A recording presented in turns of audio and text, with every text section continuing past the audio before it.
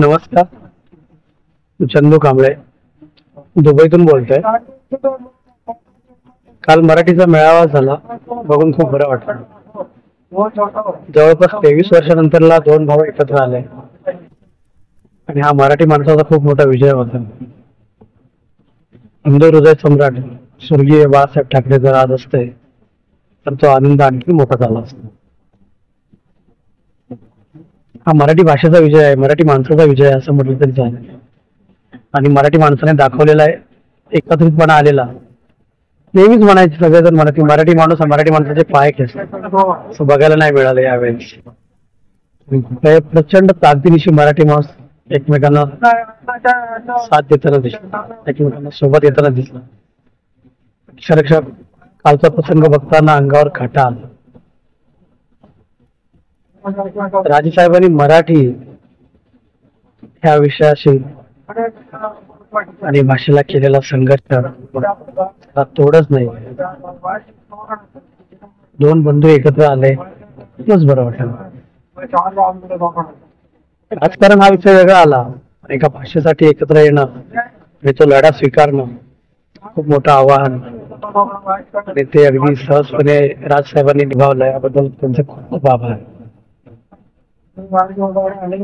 यश येवो अपयश येवो, निवडणुकीत हार जीत हो, काही होईल, तरी सुद्धा मराठी भाषेसाठी आणि मातीसाठी कधीही माघार घेतली नाही.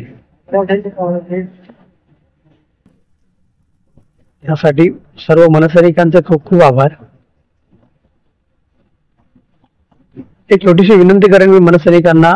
आणि मला वाटतं मला माहित नाही की माझी व्हिडिओ मला माहित नाही माझी व्हिडिओ अगदी राजसाहेबांपर्यंत पोहोचेल की नाही पोहोचेल, पण नक्की एक विनंती करेन मी की जशी आपण आहे ना परप्रांतीयांची कानपटं फोडतोच त्यांनी मराठी भाषा न शिकल्यामुळे, तशी एखादी कानशिलीच आहे ना, तशी एखादी कानशिलीच आहे ना आपल्याच पोरांच्या मारायला पाहिजे. सकाळी उठल्यापासून रात्री झोपेपर्यंत आहे ना, घरातून बाहेर पडले की दाराला कडी लावतो आणि तशी मराठी भाषा आतमध्ये ठेवतो ना. बाहेर पडल्यानंतर रिक्षाला बोलवण्यासाठी ते स्टेशन पे चले गया क्या, इकडे चले गया, तिकडे स्टेशनला आल्यावर तिकीट काढण्यासाठी परत हिंदी. या सगळ्या हिंदी भाषेचा जो आपण वापर करतो ना ते बंद करा. यंग जनरेशन याला कारणीभूत आहे, जबाबदार असं म्हटलं तरी चालेल. तरुण पिढी जी आहे ना ही जबाबदार आहे. अरे मराठीत तुम्ही बोला ना, तुम्ही काय सुरुवात करत मराठीमधून, मराठीत तुम्ही बोला. जशी परप्रांतीय आहे ना हिंदी भाषा किंवा आणखी कोणतीही भाषा जशी महाराष्ट्रात रुजवू पाहतात ना, तशी आपली तरुण पिढी आहे ना, काहीच म्हणतोय मी, सगळे नाही म्हणत, तरुण पिढी आपली भाषा विसरण्याचा प्रयत्न करते. सकाळी उठल्यानंतरला गुड मॉर्निंग, अरे गरज काय गुड मॉर्निंगची, ठीक आहे हरकत नाही काय. सगळं आवरून झाल्यानंतर रिक्षासाठी ते भैया स्टेशन पे चलेगा क्या, कॉमन वाक्य आहे ती. आणि गरज काय, स्टेशनला गेल्यानंतर तिकीट काढण्यासाठी एक ये देना, एक बँटा देना, एक गोळली देना, हे देना ते देणार, गरज काय भाई, मराठीत बोला ना.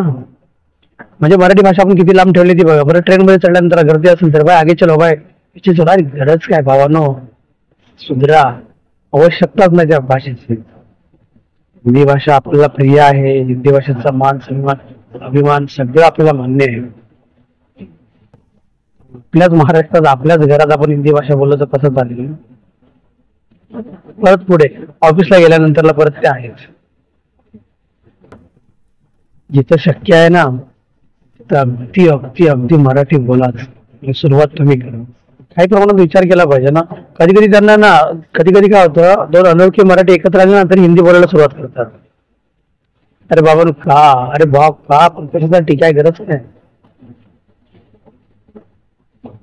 जसे परप्रांतीय आहे ना जॉब शोधण्यासाठी आहे ना, त्यांच्या डोक्यात आहे ना पहिलं ठिकाण येतं ना ते महाराष्ट्र आणि मुंबई येतं. आणि आपल्याला जॉब शोधण्यासाठी आहे ना देश विदेश किंवा इतर सिटी हे दिसतात. परप्रांतीय व्यवसाय करण्यासाठी मुंबई शोधतो आणि आपण व्यवसाय करण्यासाठी बँका शोधतो. त्याच कर्जात अक्षरशः कर्जबाजारी होऊन जातो. परप्रांतीय आहे ना, भांडवल किती आहे ना ह्याचा विचार नाही करत. आणि आपण अर्ध आयुष्य भांडवल गोळा करण्यातच निघून जातो. परप्रांतीय कामासाठी लाज बाळगत नाही. आणि आपण एखादा व्यवसाय केल्यावर कोण बघेल, कोण हसेल याचा विचार करतो. म्हणजे क्रांती इतिहास घडवते. ठरवून मराठी भाषा बोलायला सुरुवात करा. तुम्ही स्वतःहून मराठी भाषा बोलायला सुरुवात करा. तुम्ही मराठी आहात, मराठी भाषा बोलायला सुरुवात करा. एक दिवस ठरवा. मी मागच्या व्हिडिओला पण म्हटलं होतं की एक दिवस ठरवा, सकाळी उठल्यापासून ते संध्याकाळी झोपेपर्यंत करा. जेवढं मराठी बोलता येईल तेवढं मराठी बोलण्याचा प्रयत्न करा.